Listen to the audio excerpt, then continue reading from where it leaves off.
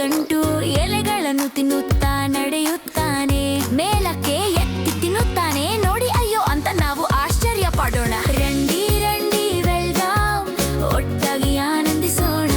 ಎಲ್ಲ ಪ್ರಾಣಿಗಳನ್ನು ನೋಡೋಣ, ಮೋಜು ಮೂಡಿಸೋಣ. ಹೌದು ನೋಡೋಣ.